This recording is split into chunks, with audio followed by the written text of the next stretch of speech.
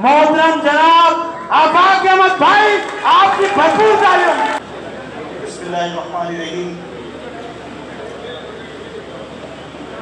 यहाँ मौजूद तमाम हाज़िरीन मजलिस की बहनें और मीडिया के लोग हैं, प्रिंट मीडिया के, इलेक्ट्रॉनिक मीडिया के और सोशल मीडिया के, आप सबका जो आपने ताउन किया और जो यहाँ महफिल में जो लोग आए हैं उन सबका भी बहुत बहुत शुक्रिया कि यहाँ तशरीफ़ लाए। ज़िला बस्ती में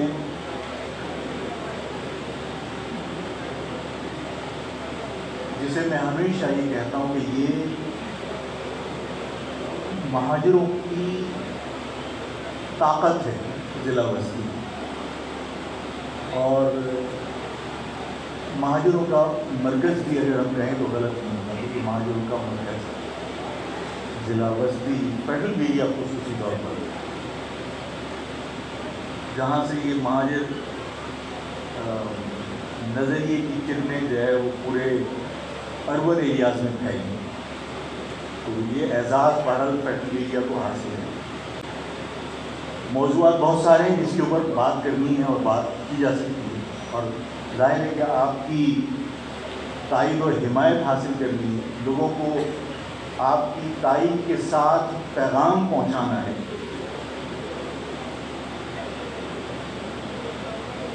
इस वक्त जो है वो पूरे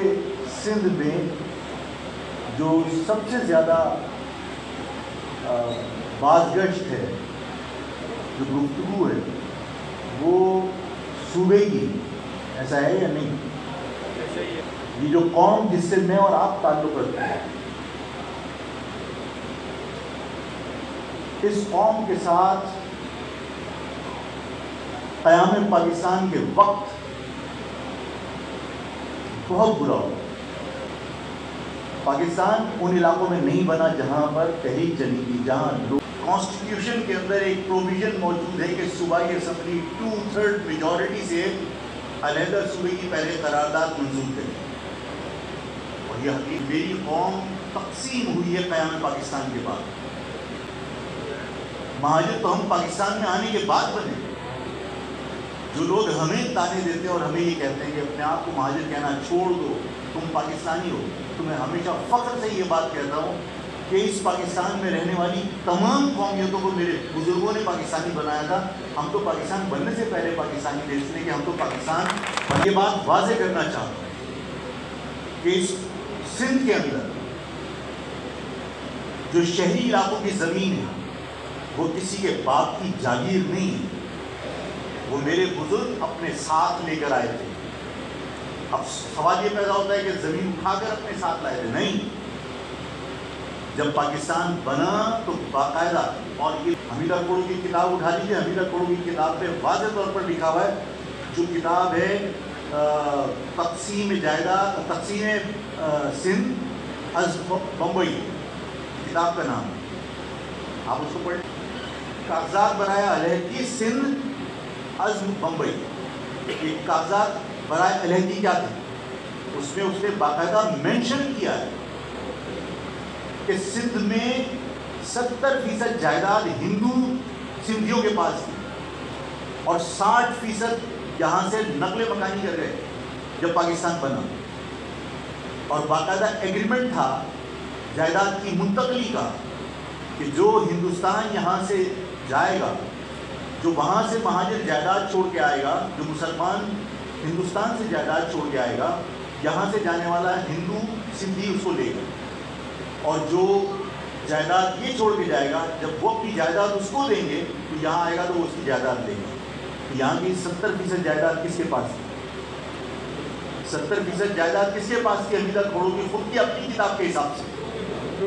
अगर हिंदू सिंधियों के पास थी और वो यहाँ से नकले मकानी कर रहे और उन्होंने हमारी जायदादें दी थी और यहाँ हमने आके उनकी जायदादें दी, तो जायदाद की मुंतकली हुई है ना। और अगर जायदाद की मुंतकली हुई है तो 70% सिंध की जायदाद का वारिस कौन है? और अगर हम हैं कि अपनी किताब के हिसाब से اگر ہندو سندھیوں کے پاس تھی اور وہ یہاں سے نقل مکانی کر رہے اور انہوں نے ہماری جائیدادیں دی تھی اور یہاں ہم نے آ کے ان کی جائیدادیں دی، تو جائیداد کی منتقلی ہوئی ہے نا.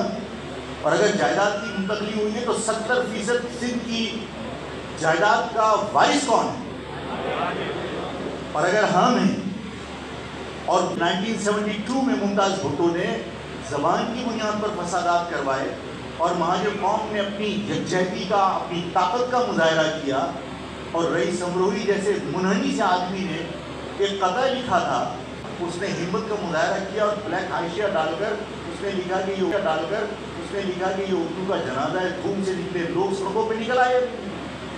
اور جب لوگ سڑکوں پہ نکلے تو ذوالفقار علی بھٹو کو ماننا پڑا کہ سندھ 2 لسانی صوبہ ہے، سندھ کے اندر 2 لسانی اکائیاں رہتی ہیں، اور جب 2 لسانی اکائیاں رہتی ہیں تو انہوں نے کوٹا مختص کیا کہ 40% اربن ایریاز کا کوٹا ہے اور رورل ایریاز کا کوٹا 60% ہے. اس کا مقصد ہے اربن ایریاز میں کوئی اور رہتا ہے اور رورل ایریاز میں کوئی اور رہتا ہے، 2 الگ الگ لسانی اکائیاں ہیں نا. تو اربن ایریاز میں کون رہتا تھا؟ اور اگر اربن ایریاز میں یعنی شہری علاقوں میں یہاں سے لے کر سکر تک میری قوم کے لوگ آباد ہیں، فری اور بالکل ٹرانسپیرنٹ مردم شماری کرا دیجیے پورے سندھ کے اندر بین الاقوامی اداروں کی زیر نگرانی، اور اس مردم شماری کے نتائج کی بنیاد پر حلقہ بندی کر کے اور دوبارہ انتخابات کرا دیجیے اسی اسمبلی سے 2/3 میجورٹی سے ہم کی ریزولوشن پاس کر کے دکھائیں گے. اس لیے اس وقت پورا پاکستان سیلاب کی زد میں ہے، اور اس سیلاب کی زد میں ہونے کے بعد سارا پانی آخر میں آ کے سمندر میں گرے گا. سندھ زندگی بھر روتا رہا ہے کہ پانی نہیں ہے، پانی نہیں ہے، پانی نہیں ہے. حکومت سے وفاق سے مطالبہ کرتا ہوں، اگر کالا باغ ڈیم ضروری ہے تو کالا باغ ڈیم بھی بنایا جائے اور پاکستان میں نئے ڈیم بنائے جائیں تاکہ پانی کو محفوظ کیا جا سکے. ذوالفقار علی بھٹو جو تمہاری پارٹی کا بانی تھا، اس نے کہا کہ سندھ 2 لسانی صوبہ ہے. اس نے 2 لسانی صوبہ تسلیم کرنے کے بعد میرے اکابرین کے ساتھ، میرے بزرگوں کے ساتھ لسانی معاہدہ کیا تھا، جس کے تحت 40% اور 60% کا آپ نے کوٹا مقرر کیا تھا. جب سندھ 2 لسانی صوبہ ہے، قومیں زندہ اس وقت تک رہتی ہے جب تک باہر سے کسی اور کلچر کی جلگار کا وہ دفاع کرے. مجھے پرواہ نہیں اس بات کی کہ میں جو کچھ کہہ رہا ہوں اس پر کون خوش ہوگا، کون ناراض ہوگا، اور یہی وجہ ہے کہ میں ہمیشہ کہتا ہوں کہ نہ یہ بات کہ نہ منہ چھپا کے جیے نہ سر جھکا کے جیے، نہ منہ چھپا کے جیے نہ سر جھکا کے جیے، ستم گروں کی نظروں میں نظر سے نظر ملا کے جیے. ایک مجھے نہ منہ چھپا کے جیے نہ سر جھکا کے جیے، ستم گروں کی نظر سے نظر ملا کے جیے. اب اگر ایک رات کم جیے تو کم ہی سے، یہی بہت ہے کہ شمع جلا کر